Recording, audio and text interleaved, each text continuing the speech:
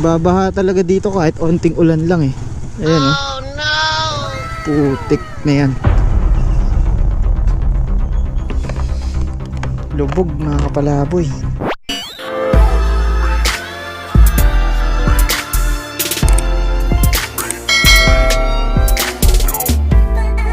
So shoutout mga kapalaboy, maulan ngayong panahon. And kakalabas lang namin sa shop.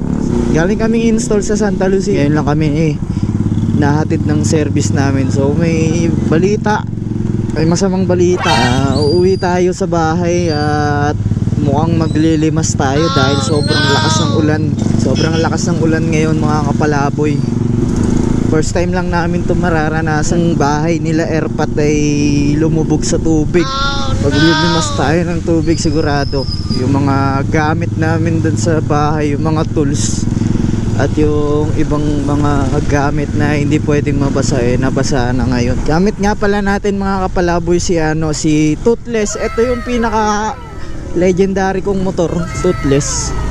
Ito yung motor ko noong wala pa akong Honda Beat. Ito yung partner ko. Ito yung pinaka nagbigay sa akin ng experience na motor. Itong SYM 110 ko na to, kaya hindi ko siya binebenta. Ito yung una kong nagamit sa North Loop and South Loop. Siya yung gamit ko. So pina-experience niya ako ng mga unforgettable ride. Pina-experience ako ng motor na to ng solid na biyahe.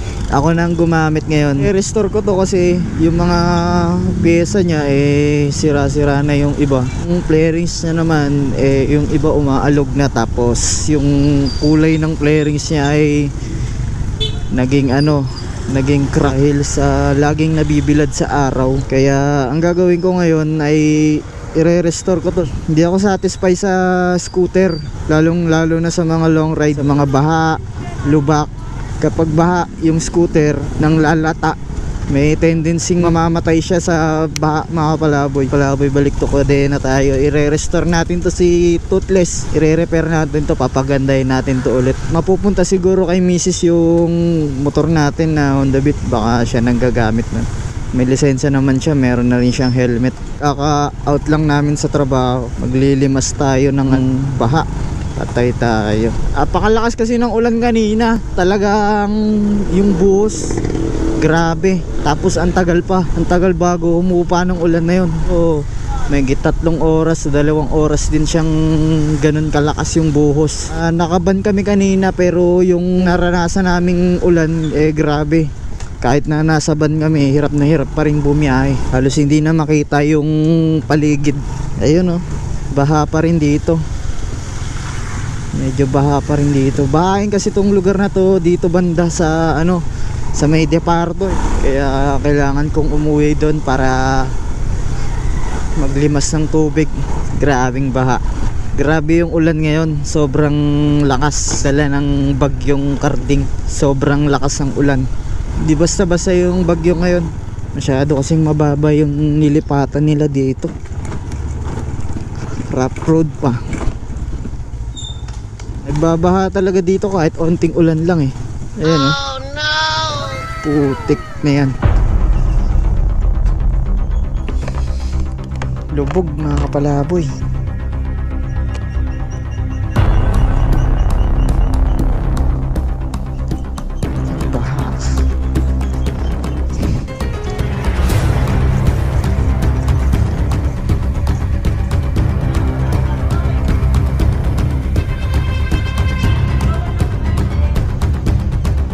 Lalim Oh no!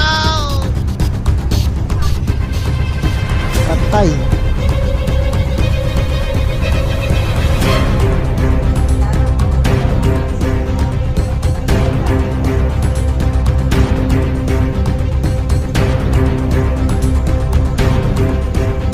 Grabe, pasok.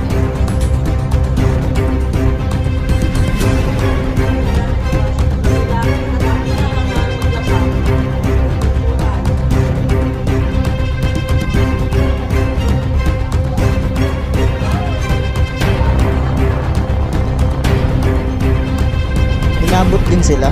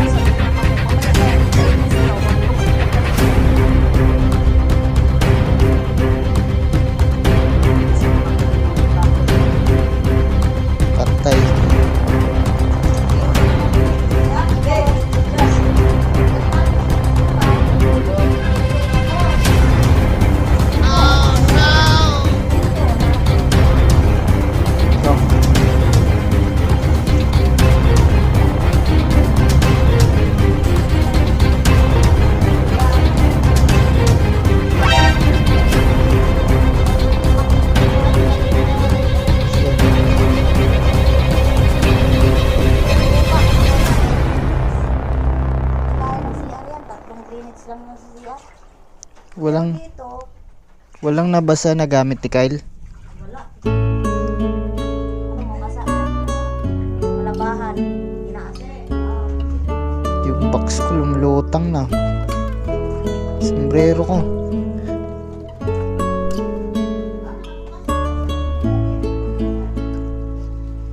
Sana hindi nabasa yung gamit ni Kyle. Eh, kaka-start pa lang sa school.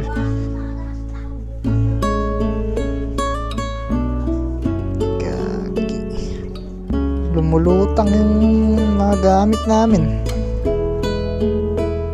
Kung wala pang balak kumupa to kasi yung bahay namin naging lawan. Sarili na tayong ano. Pwede na tayo magtayo ng fish pan. Yung mga barena. Shit. Lumutang na yung helmet mo dun, oh. Mga tools.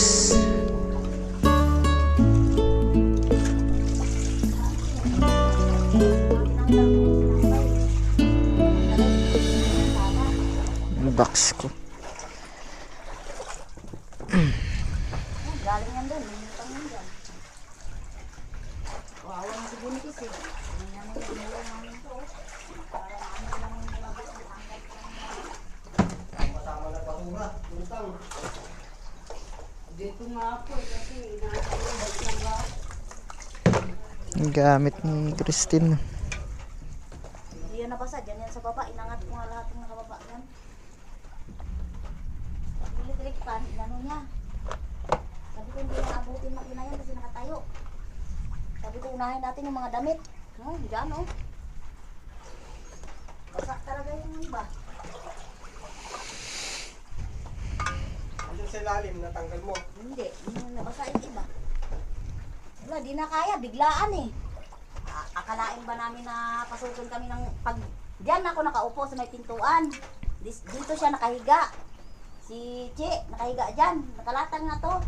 Tapos, Gusto mo nga kunti. hindi ko kaya mapunta. Kaya sa busy ako nag-live pa nga kami. Daming linisin yan. Ah, dito pa rin sinilas ko.